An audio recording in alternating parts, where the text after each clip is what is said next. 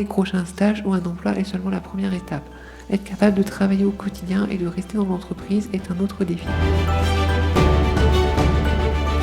On a en 2005 un acte politique fort qui dit maintenant, intégrer c'est terminé, inclusion c'est notre avenir.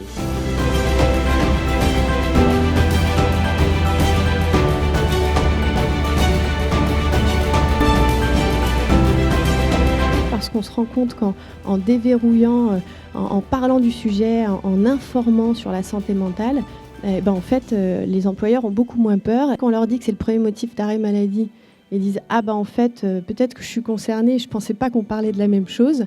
Et là, il y a un nouveau dossier.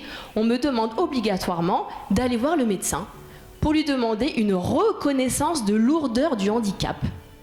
Et les sociétés, les institutions, les entreprises, c'est la moindre des choses, elles pourraient s'y mettre un petit peu, à dire finalement, on pourrait arrêter de passer les individualités à la moulinette et se demander comment les individualités des uns peuvent se combiner avec les individualités des autres et comment ça peut créer des systèmes parfaits, parfaitement optimisés.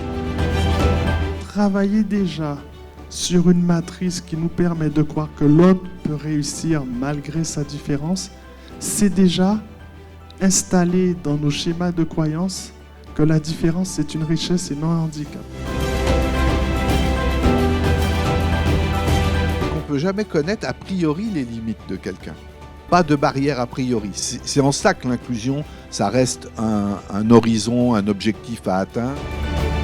J'ai décidé de préparer mon diplôme en candidat libre. Et à l'époque, la GEDIP m'a soutenu dans le dossier. Et depuis, je suis la seule personne handicapée en France titulaire d'un brevet d'état de douane.